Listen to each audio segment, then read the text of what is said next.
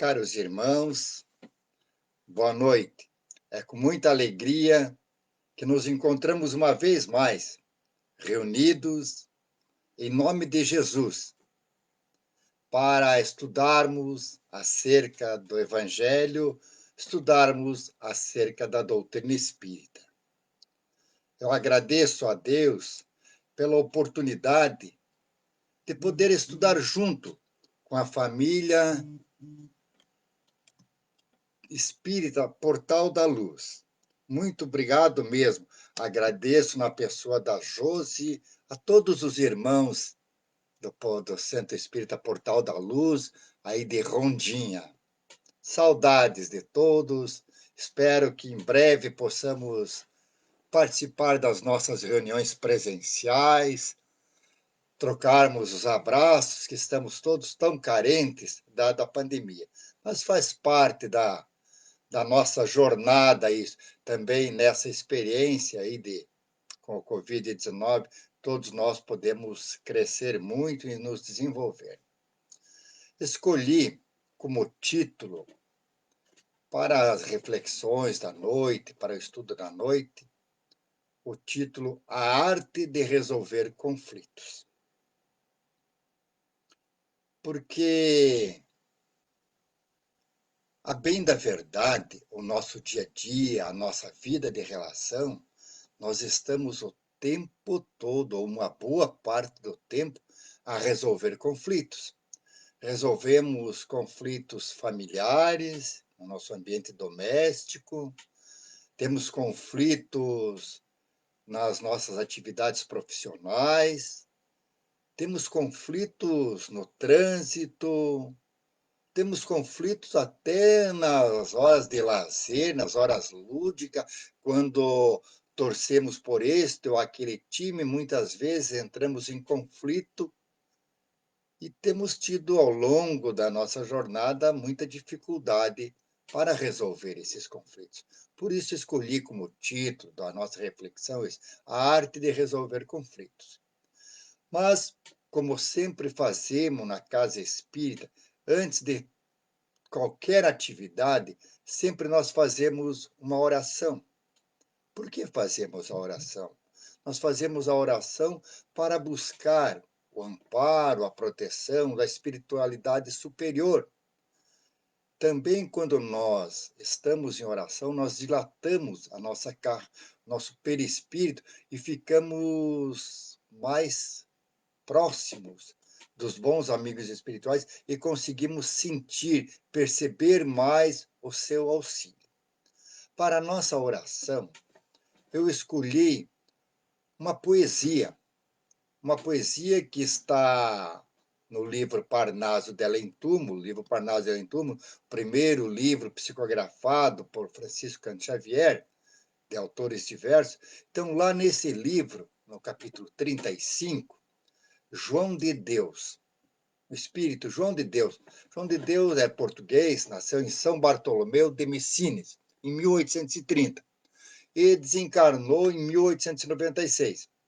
Ele foi um dos maiores líricos da língua portuguesa. É muito conhecido no Brasil, também em Portugal.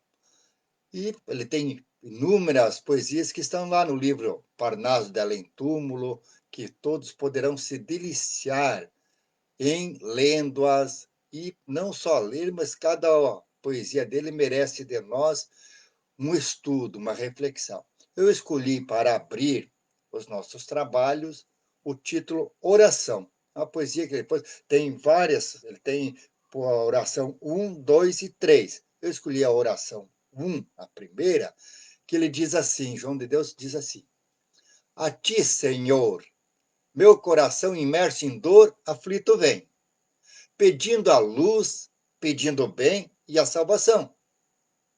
Pedir a quem, senão a ti, cuja bondade me sorri e me conduz à imensidade da perfeição? És a piedade divina e pura, que a criatura dá luz e pão. Sou eu somente, o impenitente na expiação. Em ti, portanto, confio e espero. De ti eu quero me aproximar. consolo santo, para o meu pranto venho implorar. Bem sei, Senhor, se sofro e choro, se me demoro no padecer, é porque andei longe do amor no meu viver. O amor é a lei que me ensinaste e que deixaste aos irmãos teus, para que eu pudesse ditosamente buscar os céus. Assim, contente, cheio de unção, elevo a prece do coração a ti, Senhor, rogando amor, paz e perdão. Meus irmãos, com essa oração, nós já nos sentimos assim preparados, em sintonia com a espiritualidade maior, os irmãos do Portal da Luz já envolvidos pelos mentores espirituais desse centro espírita, um ponto de luz no litoral gaúcho. Vamos então à arte de resolver conflitos. Vamos primeiro buscar orientação, buscar ensinamento no Evangelho segundo o Espiritismo. Lá no seu capítulo 10, bem-aventurados os que são misericordiosos. Quando nós falamos Evangelho segundo o Espiritismo, são o Evangelho de Jesus lido, estudado, entendido à luz da doutrina espírita. Nesse capítulo 10, que tem por título Bem-aventurados os que são misericordiosos, nós vamos encontrar lá no item 19, 20 e 21, 3 perguntas que são respondidas pelo Espírito São Luís. Espírito São Luís, o Espírito superior, de elevada hierarquia moral. São Luís tem uma participação muito grande na codificação kardeciana. Tem participação dele no Evangelho, no Livro dos Espíritos, no Livro dos Médiuns. E ele, na última questão do Livro dos Espíritos, ele inicia a resposta dizendo alguma coisa que nos toca profundamente. Ele diz lá: o bem reinará na terra quando, entre os espíritos que aqui vêm habitar, os bons predominarem, porque então farão que aí reine o amor e a justiça, fonte do bem e da felicidade. É assim que ele inicia a resposta da última questão do Livro dos Espíritos. Mas quem foi São Luís? São Luís, ele foi canonizado pela Igreja Católica no ano de 1297, pelo então Papa Bonifácio VIII. Ele adquiriu renome como soberano, como rei imparcial. Ele era filho de Branca de Castela e foi coroado rei da França em Reims em novembro de 1226. Contava então só com 12 anos de idade, uma criança. Durante 10 anos, até o seu casamento com Margarida de Provença, foi a sua mãe, a dona Branca de Castela, que exerceu a regência. Embora somente em 1242 ele tenha assumido pessoalmente o poder, e aí então tomou o nome de Luís IX. E sob a orientação de sua mãe, ele tornou-se um soberano piedoso, altruísta, preocupado com os seus súditos. Todos os seus súditos o admiravam pela sua imparcialidade. Existem gravuras que mostram ele ministrando justiça sobre um pé de carvalho, numa floresta perto de Paris. Isso mostrava a qualidade que caracterizava esse espírito nobre. Durante o seu reinado, ele aumentou muito o poder real. E, normalmente, naquela época, aumentava seu poder à custa dos pobres. No caso dele, não, ele aumentou o poder real à custa dos nobres, daqueles que tinham riqueza. E, assim mesmo, esses o respeitavam pela sua justiça. Ele organizou um sistema de controle no Estado para evitar abusos administrativos, evitar que alguém ficasse se locupletando à custa dos outros. E assim ele fortalecia o poder central. Foi ele, Luís VIII, que instituiu as assembleias judiciárias, que depois vieram virar os parlamentos, foi dar origem aos parlamentos. Luís, ele era católico. E no período de 1245 a 1248, ele mandou construir a igreja Sainte-Chapelle, em Paris. Veja, ele depois fez a cruzada contra o Egito, foi preso, tiveram que pagar um alto resgate para ele voltar. Depois passou mais um período na Síria, fortificando as posições ditas cristãs. Depois volta à França, estabeleceu a proibição do duelo judiciário e proibição do jogo e a instituição de penalidades para a blasfêmia. É da iniciativa de São Luís a construção de Sorbonne, que tantas personalidades ilustres formaria para a humanidade. Construiu o hospício de King's White. Depois, em 1270, ele empreende uma nova cruzada. E ao desembarcar em Cartago, seu exército e ele próprio são vítimas pela peste. E ali vem desencarnar. Ele era conhecido, chamado de o Bom Rei Luís. É esse espírito que já enquanto teve encarnado aquela época, já era um espírito bom, um espírito nobre, preocupado com os seus súditos, preocupado com a justiça, com a imparcialidade, preocupado com o conhecimento. Esse espírito vai dar três respostas para que a gente se situe bem quanto ao nosso proceder. Porque Kardec pergunta: ninguém sendo perfeito, seguir-se-á que ninguém tem o direito de repreender o seu próximo? Vamos entender bem a pergunta. Kardec está perguntando assim, ó, se nós somos imperfeitos, então a gente é imperfeito, ninguém pode repreender ninguém? Porque todos nós temos defeito. Já sei isso mesmo? Eu tenho defeito, você tem defeito, todos nós temos. Aí nós percebendo o defeito, nós temos o direito de repreender ou não temos? E olha o que São Luís vai nos responder. Ele diz, certamente que não é essa a conclusão a tirar-se.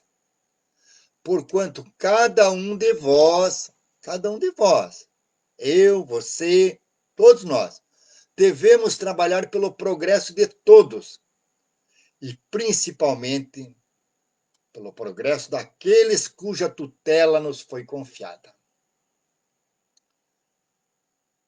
Mas por isso mesmo, deveis fazê-lo com moderação, para um fim útil. Ó, então vamos chamar a responsabilidade de alguém, mas para um fim útil, e não como as mais das vezes, pelo prazer de denegrir. Neste último caso, a repreensão é uma maldade. No primeiro, feita com amor, com carinho, é um dever que a caridade manda seja cumprido com todo o cuidado possível. Ao demais, a censura que alguém faça a outrem deve ao mesmo tempo dirigi-lo a si próprio, procurando saber se não a terá merecido. Só nessa resposta, esse primeiro item, quanta lição, mas tem uma aqui que é muito importante, está inserida e às vezes a gente não percebe. Olha que é muito comum no movimento espírita as pessoas perguntarem qual é a minha missão. O que eu estou fazendo aqui na Terra? Por que eu reencarnei? A primeira resposta é que todos nós estamos aqui para evoluir. Essa é a primeira. Mas muitos de nós, ou a grande maioria de nós, recebeu uma missão divina. E nem sabe que é uma missão divina. É a paternidade e a maternidade. Meus irmãos, paternidade e maternidade é missão divina. Missão divina. Ó, quão grande e misericordioso é Deus nosso Pai, que nos confia uma missão de auxiliar o progresso de outro irmão. E São Luís diz isso, Cada um de vós deve trabalhar pelo progresso de todos, sobretudo daqueles cuja tutela vos foi confiada. Quem foi nos confiado? Em primeiro plano, os nossos filhos, mas nós também temos, às vezes, convivendo conosco, a nossa esposa, nosso esposo, nosso companheiro, nossa companheira, parentes próximos convivendo junto, que estão, entre aspas, sobre a nossa tutela. Os filhos, sim, sem ser, entre aspas, direta tutela. Outros, às vezes, por necessidade, estão conosco. E cabe a nós trabalhar pelo progresso deles. Então, aí, quando percebermos nesses nossos tutelados as más tendências, as más inclinações, cabe a nós repreendê-los, sim. Mas essa repreensão deve ser feita com moderação, com um fim útil, não para humilhar, para descaracterizar. E vejam lá quantas vezes nós repreendemos por maldade, com o sentido de humilhar. Queremos fazer com alguma corrigenda, às vezes na frente de todo mundo. Às vezes um próprio filho a gente humilha na frente de alguém que nos visita, na frente de amigos, de um menino às vezes jogando bola, está chegando em casa. O pai tinha recomendado, meu filho, quando for jogar bola, volte logo para casa. Ele demora. E o pai, quando está retornando, vê o menino ainda no campinho de futebol, jogando bola, todo sujo, suado, bem sorridente para os seus braços, feliz. E o pai, em vez de aceitar aquele abraço carinhoso daquele menino feliz, em vez de acolhê-lo, repreende, porque o menino deixou de cumprir um horário na sua ainda infância, sem o sentido da responsabilidade.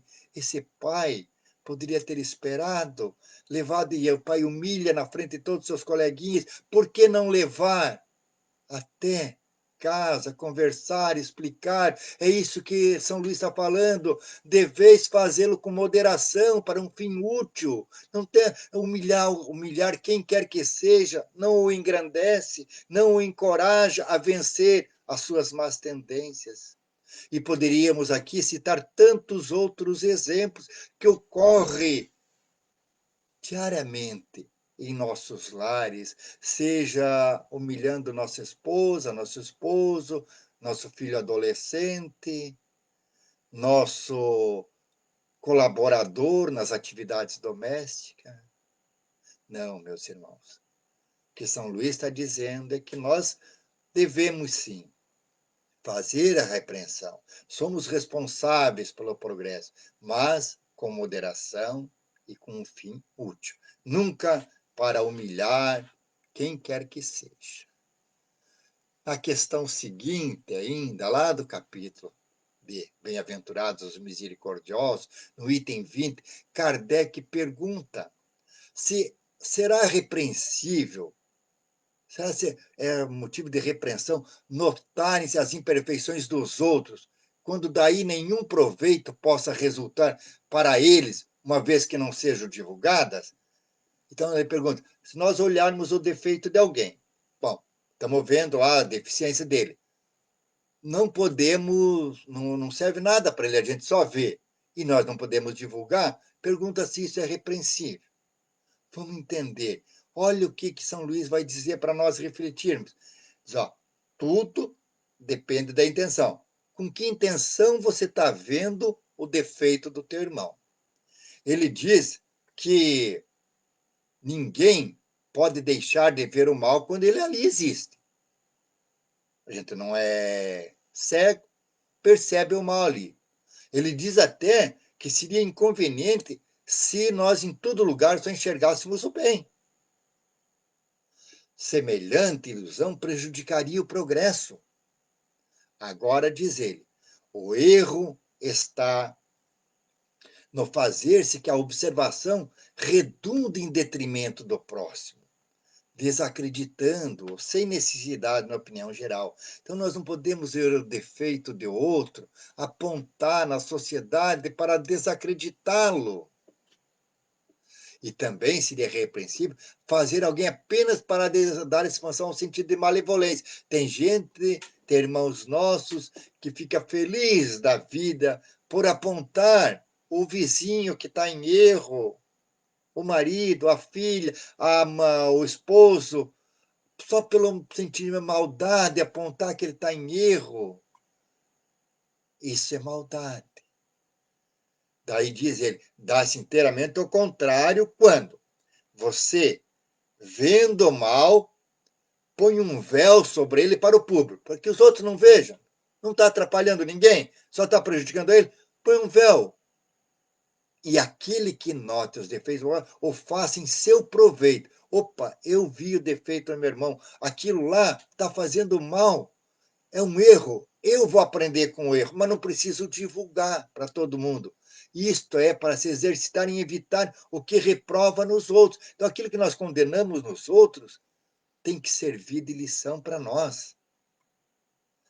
E ainda, lá no Evangelho, nesse mesmo item, lá nesse mesmo capítulo, Bem-aventurados misericordiosos, no item 21, Kardec pergunta: haverá casos em que convenha se desvende o mal de outrem? Então, primeiro ali nós vimos nos outros dois que a gente não deve divulgar o mal do outro. Não precisamos expor o nosso irmão à humilhação. Mas aqui Kardec pergunta se tem algum caso que seja necessário desvendar o mal. E São Luís vai responder que é uma questão muito delicada essa. E que para a gente resolver uma questão desse tipo, se torna necessário apelar para a caridade bem compreendida. Ó, caridade bem compreendida. Se as imperfeições de uma pessoa só a ela prejudicam, só está prejudicando ela, não tem utilidade nenhuma em divulgar. Agora, se as imperfeições podem acarretar prejuízo a muitos outros, a terceiros, então nós devemos atender de preferência o interesse do maior número. Segundo as circunstâncias, desmascarar a hipocrisia e a mentira pode constituir um dever, pois mais vale cair um homem do que virem muitos a ser suas vítimas. Em tal caso, deve-se pesar a soma das vantagens e dos inconvenientes.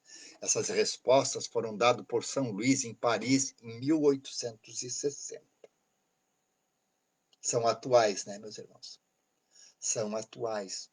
Nós convivemos no dia a dia com isso. Como nós estamos atuando? Como nós estamos atuando em relação à nossa missão divina, a paternidade? Como estamos instruindo, corrigindo, auxiliando aqueles que estão sob nossa tutela? Como nós estamos agindo na sociedade quando percebemos alguém, algum irmão ainda em erro, mas um erro que só prejudica ele? E como estamos agindo quando percebemos um irmão em erro, colocando em risco a integridade de muitos outros? São questões para que a gente reflita, para que a gente pense a respeito disso. Que a gente saiba, no dia a dia, trabalhar bem isso. Ainda nesta lógica de ideias, nós vamos ao Livro dos Espíritos fazer algumas questões bem interessantes. Porque quando nós fazemos alguma coisa, agimos no bem, e ocorre de alguém ser ingrato conosco, nós ficamos tristes. Ah, eu te ajudei, eu fiz esforço, queria ajudar, e a pessoa nem disse muito obrigado, não reconhece. Kardec pergunta aos espíritos. Ele diz assim, pergunta aos espíritos, que as decepções que têm origem na ingratidão, elas não serão de modo a endurecer o coração e fechá-lo à sensibilidade? Ele está dizendo, ó, a gente vai fazendo bem, a pessoa são os ingratos, isso aí não vai nos endurecendo o coração e a gente já deixa de ser sensível, não se preocupa mais com a dor do outro? E olhe que nos dias de hoje, a gente vê muito isso. Hoje em dia, a gente já não se sensibiliza mais quando vê uma notícia que alguém foi assaltado, que alguém foi assassinado.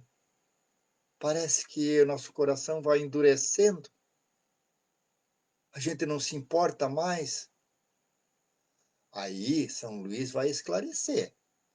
Seria um erro, porquanto o homem de coração, como dizes, se sente sempre feliz pelo bem que faz. Sabe que se esse bem for esquecido nesta vida, será lembrado em outra, e que o ingrato se envergonhará e terá remorsos da sua ingratidão. Então, meus irmãos, nós não temos que fazer o bem em busca de uma gratidão, de um reconhecimento. Nós temos que fazer o bem porque o bem é o correto a ser feito. O mal, só existe o mal porque ainda nós não aprendemos a fazer o bem. O mal será consertado. Então, nós, se já estivermos em condições de auxiliar, de tratar bem os outros, e se as pessoas forem ingratas conosco, isso não nos deve consistir nenhum ressentimento, nenhuma tristeza, porque a gente tem que ser feliz pelo bem que faz, não pelo que o outro sente, diz ou deixa de dizer. Mas daí Kardec pergunta, mas esse raciocínio não impede que se ele disser que ele sinta a dor no coração, ora, daí não poderá nascer a ideia de que seria mais feliz se fosse menos sensível? Eu já escutei pessoas dizer assim, eu ajudava todo mundo, mas era todo mundo ingrato, hoje eu não faço mais nada para ninguém e estou bem melhor assim.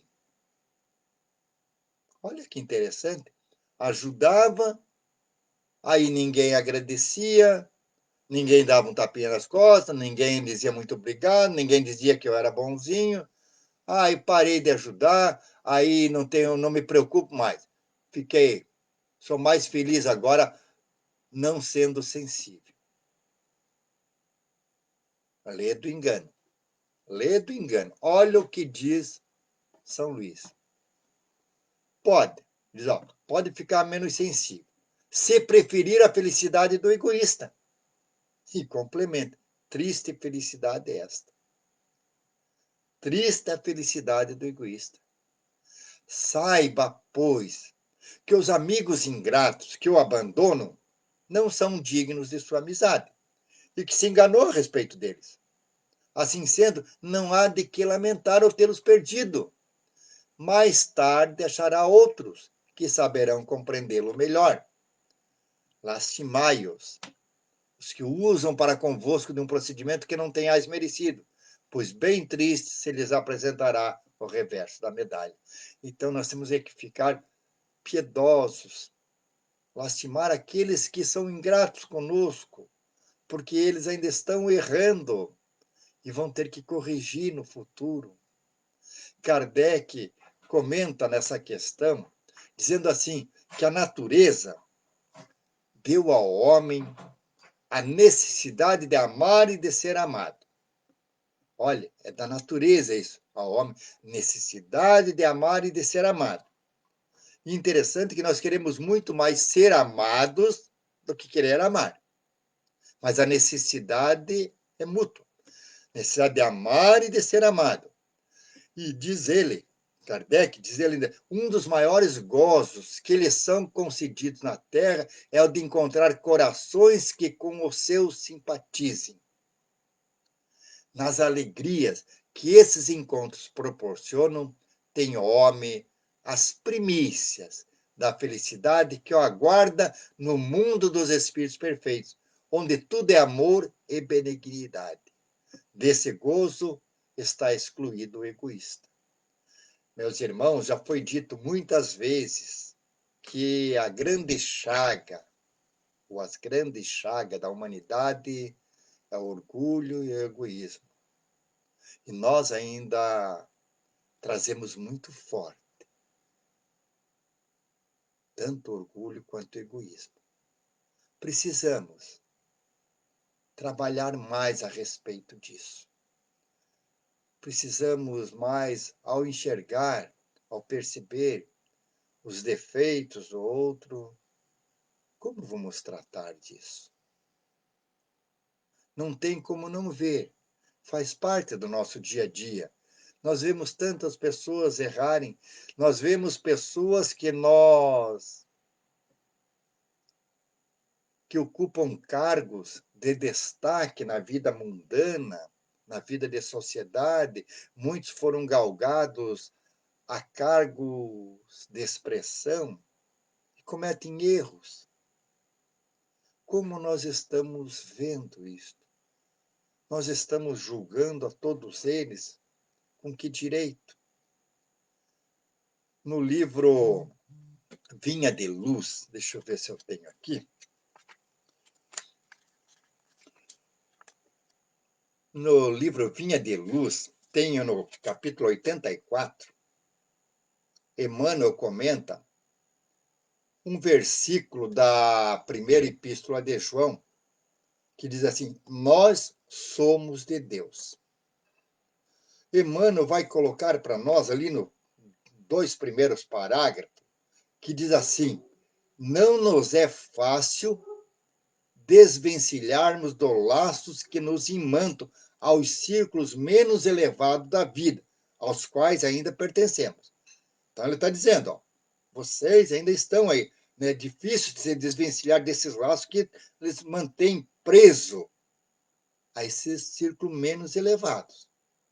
Ele diz que apesar da nossa origem divina, 1000 obstáculos nos prendem à ideia da separação de paternidade celeste.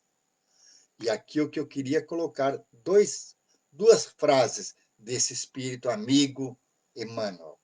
Cega-nos o orgulho para a universalidade da vida e o egoísmo encarcera-nos o coração. A página ainda vai mais além, mas lembrarmos disso, que o orgulho nos cega para a universalidade da vida, a vida universal, e o egoísmo prende, encarcera o nosso coração.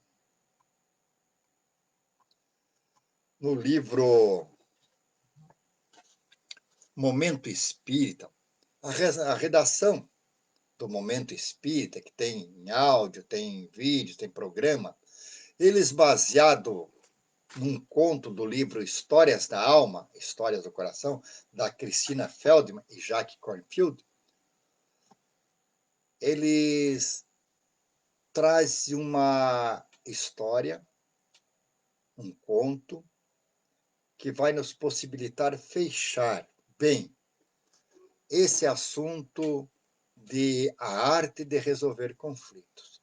Nos conta o autor que o trem atravessava, sacolejando os subúrbios de Tóquio, numa modorrenta tarde de primavera, numa tarde quente, assim, lá bem lenta, assim, modorrenta, sem muitos atrativos, e que num dos vagões do trem, ele estava quase vazio, tinha apenas algumas mulheres e alguns idosos. E um jovem lutador de Aikido. Esse jovem, ele olhava, distraído pela janela, aquelas casas na beira da ferrovia, sempre iguais, os arbustos sempre cobertos de poeira, até que quando chega a uma estação e as portas se abriram, e de repente, aquele silêncio, aquela quietude, foi rompida por um homem que entrou cambaleando, gritando com violência, palavras sem nexo. trem parou, o homem entrou, gritou, assim. Era um homem forte. Estava com roupa de operário e estava bêbado, imundo. Aos berros, ele empurrou uma mulher que carregava um bebê no colo. A mulher caiu numa poltrona vazia. Felizmente, não aconteceu nada com o bebê. Mas o operário estava furioso. Agarrou uma barra de metal no meio do vagão e tentou arrancá-la. Dava para ver uma das mãos do operário. Ela estava ferida, sangrava.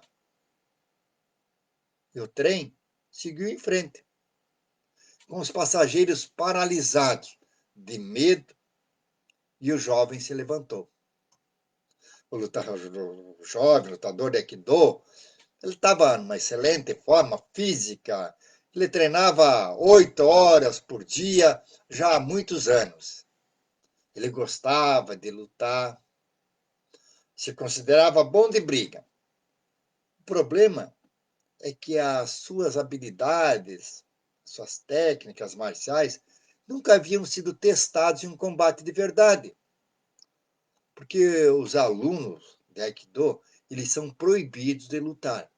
Eles sabem que o Aikido é a arte da reconciliação. Aquele, já eles recebem esse ensinamento que aquele cuja mente deseja brigar, perde o elo com o universo, se desconecta. Olha que interessante, ó. Briga, se desconecta, perde o elo com o universo. Por isso, esse jovem sempre evitava se envolver em briga.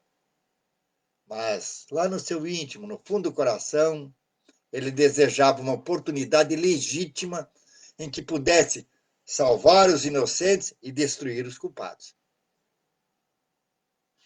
E tudo aquilo ocorrendo, ele chegou o dia, pensou ele, sua cabeça, chegou o dia. Há pessoas correndo perigo, está todo mundo com medo, esse bêbado aí querendo arrancar um pedaço de ferro. Se eu não fizer alguma coisa, é bem possível que eles acabem se ferindo. O jovem se levantou da cadeira e o bêbado percebeu a chance de canalizar sua ira. Ah, rugiu ele, um valentão! Você está precisando de uma lição de boas maneiras. O jovem lançou-lhe um olhar de desprezo. Pretendia acabar com a sua raça, mas precisava esperar que ele o agredisse primeiro. Por isso o provocou de forma insolente. Agora chega, gritou o bêbado. Você vai levar uma lição e se preparou para atacar. Mas antes que ele pudesse se mexer, alguém deu um grito. Ei! O jovem e o bêbado olharam para um velhinho japonês, magrinho, que estava sentado em um dos bancos. Um homem minúsculo. Vestia um kimono impecável. Já devia passar dos 70 anos.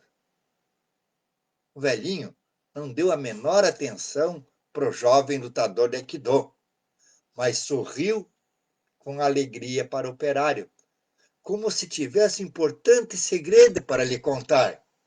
Ei, vem aqui, disse o velhinho num tom coloquial e amistoso. Venha, venha conversar comigo, insistiu, chamando-o com um aceno de mão.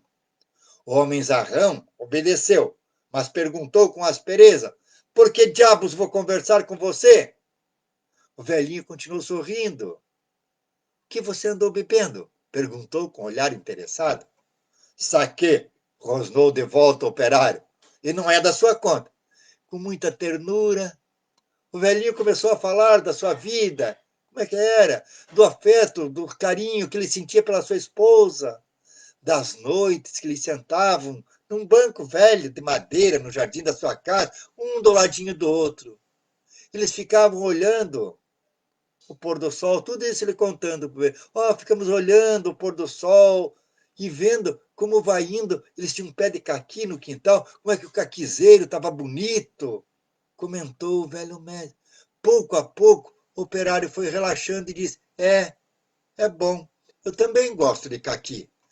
E o velhinho japonês falou, são deliciosos. e sorriu. E tenho certeza de que você também tem uma ótima esposa. Não, falou o operário. Minha esposa morreu. Suavemente, acompanhando o balanço do trem, aquele homem zarrão começou a chorar. Eu não tenho esposa, não tenho casa, não tenho emprego. Eu só tenho vergonha de mim mesmo. Lágrimas escorriam pelo seu rosto. E o jovem estava lá, com toda a sua inocência juvenil, com toda a sua vontade de tornar o mundo melhor para se viver, sentindo-se de repente o pior dos homens. O trem chegou à estação e o jovem desceu. Voltou ainda a dar uma última olhada para o vagão e viu o operário, aquele homem zarrão, escarrapachado no banco e com a cabeça deitada no colo do velhinho, que com muita ternura afagava seus cabelos emaranhados, cebosos, suados, sujo, enquanto o trem se afastava. O jovem ficou meditando. O que pretendia resolver pela força foi alcançado com algumas palavras meigas e aprendeu, através de uma lição viva, a arte de resolver conflitos. Meus irmãos, a arte de resolver conflitos. A arte de resolver conflitos é o amor, é o carinho, é a simpatia, é a palavra bondosa, é o olhar compreensivo, é o sorriso. Se nós fôssemos fazer uma viagem na nossa jornada terrena desta encarnação, quantos momentos nós, em conflitos, não usamos da palavra bondosa, não usamos o afeto, não escutamos o outro e quisemos resolver o conflito de forma violenta, estávamos equivocados. Precisamos agora resolver os próximos conflitos, porque teremos muitos outros, porque é nesses conflitos que nós crescemos. Aprender a resolver, seguindo orientações de São Luís, a respeito de que quando percebermos o outro em erro, saibamos como tratar aquilo, com respeito, com carinho, sem denegrir, sem humilhar, sem ofender. Ter para todos, para com todos, palavras de compreensão. Não é importante nós estarmos com a razão. É importante nós entendermos o que passa o nosso irmão. Somos filhos de Deus. Em caminhada, alguns já aprenderam a respeitar um ao outro. Outros ainda estão por aprender.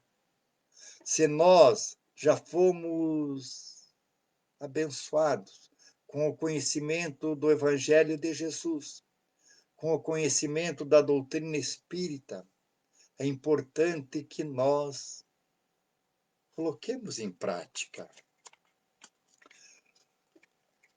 No livro Vinha de Luz, no capítulo 34, que tem por título Não Basta Ver, Emmanuel comenta uma passagem do Evangelho de Lucas, no capítulo 18, versículo 43, diz o seguinte: E logo viu, eu fui seguindo, glorificando a Deus. E todo o povo, vendo isto, dava louvores a Deus. Lucas, capítulo 18, versículo 43. A atitude do cego de Jericó representa padrão elevado a todo discípulo sincero do Evangelho. O enfermo de boa vontade procura primeiramente o mestre, diante da multidão. Em seguida, a cura acompanha Jesus, glorificando a Deus. E todo o povo, observando o benefício, a gratidão e a fidelidade reunidos, volta-se para a confiança do divino poder. A maioria dos necessitados, porém, assume posição muito diversa. Quase todos os doentes reclamam a atuação do Cristo, exigindo que a dádiva desça aos caprichos perniciosos que lhes são peculiares, sem qualquer esforço pela elevação de si mesmo à bênção do Mestre. A página ainda continua, mas para nossa reflexão. Nós vivemos pedindo o auxílio de Jesus. Já recebemos muitas vezes. A maioria delas nem percebemos, mas algumas nós percebemos claramente. A intervenção da espiritualidade amiga, a intervenção de Jesus através desses espíritos abnegados, mensageiros do bem. E recebemos o benefício. E daí? O que estamos fazendo? Não deveríamos estar glorificando a Deus? Glorificar a Deus é seguir os ensinamentos de Jesus. Não basta nós vermos as coisas acontecer. É preciso que nós sejamos cartas vivas do Evangelho. Meus irmãos, aproveitemos estas reflexões de hoje a respeito de como resolver conflitos, de como olharmos a crítica. Como é que a gente vai ver essa crítica que chega? Tem uma parte interessante que vale a pena a gente ver assim, ó. Quando se há necessidade de moderação e equilíbrio entre os momentos menos felizes dos outros.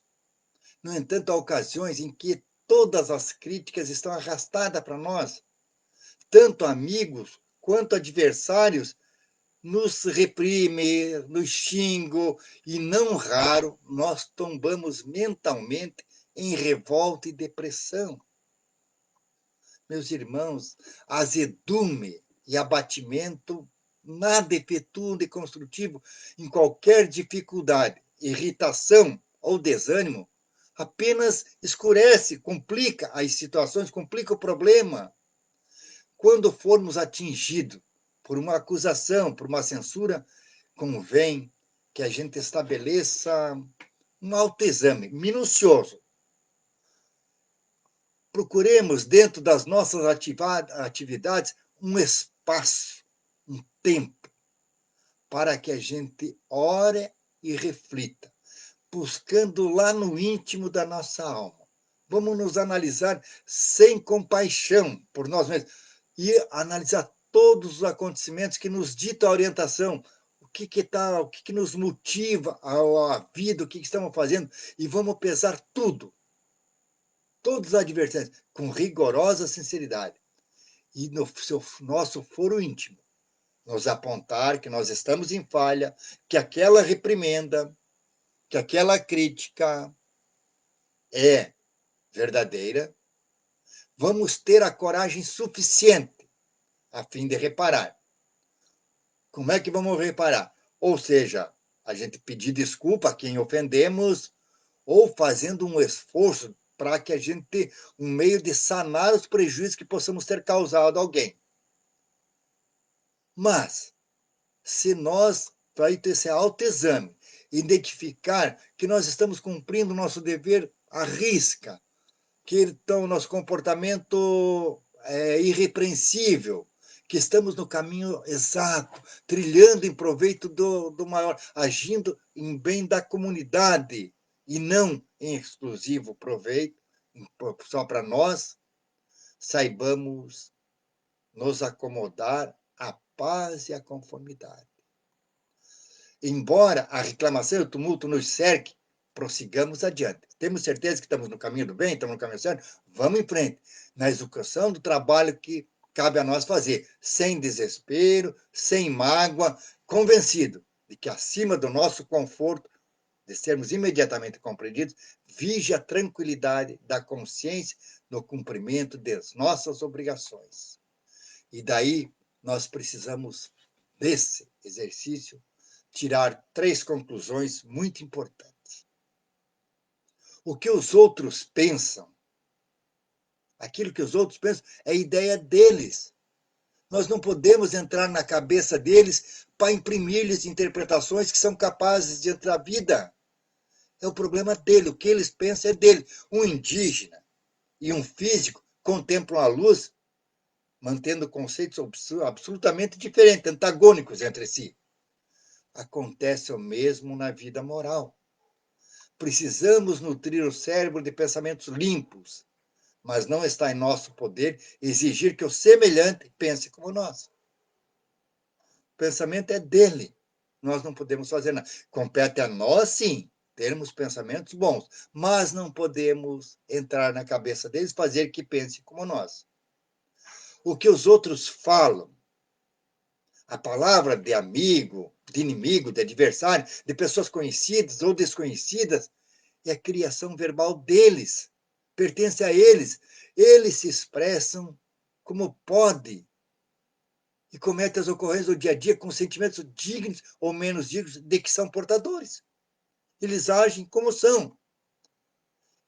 Efetivamente, é nosso dever cultivar uma conversação criteriosa.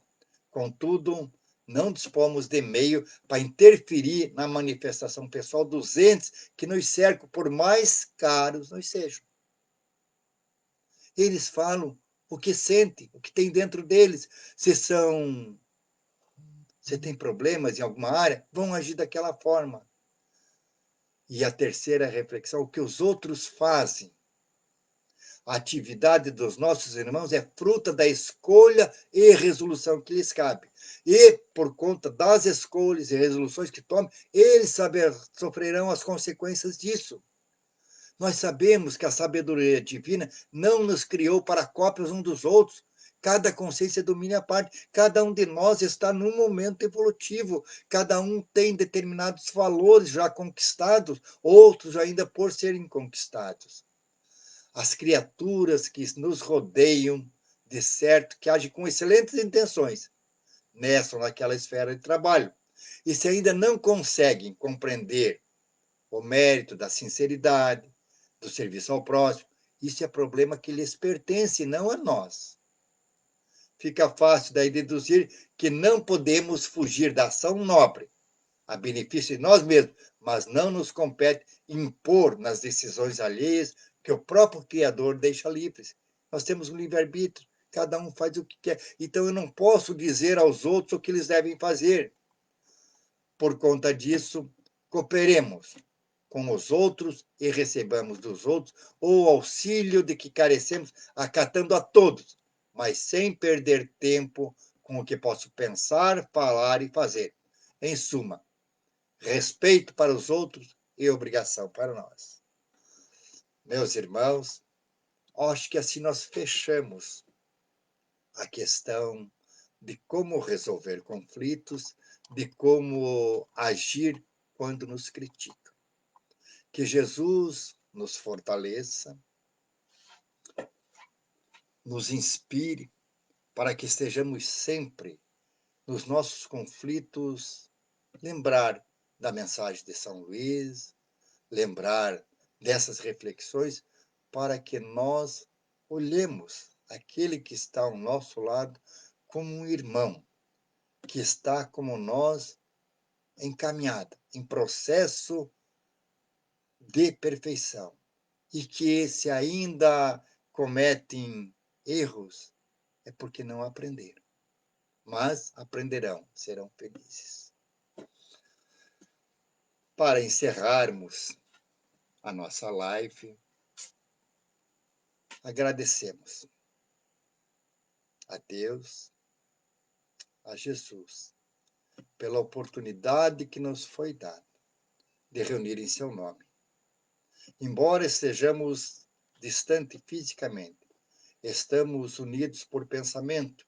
E o Mestre Jesus falou: aonde estiver duas ou mais pessoas reunidas em meu nome, ali eu estarei.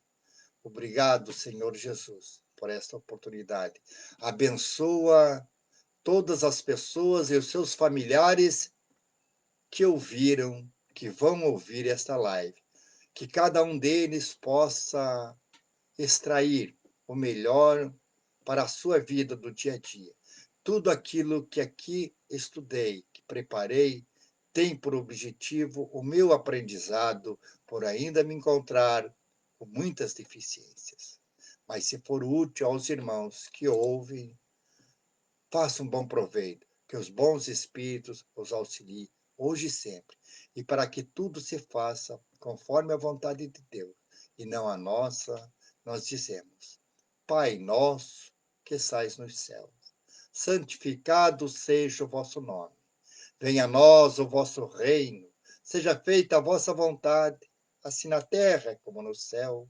O pão nosso de cada dia nos dai hoje, Senhor, o pão da alma e o pão do corpo.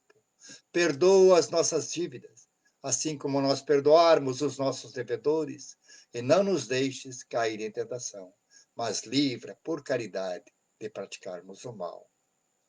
Assim, agradecido por tudo quanto recebemos, em nome de Deus, em nome de Jesus, dos mentores espirituais do Centro Espírita Portal da Luz, encerramos a live desta noite. Muito obrigado, muita paz.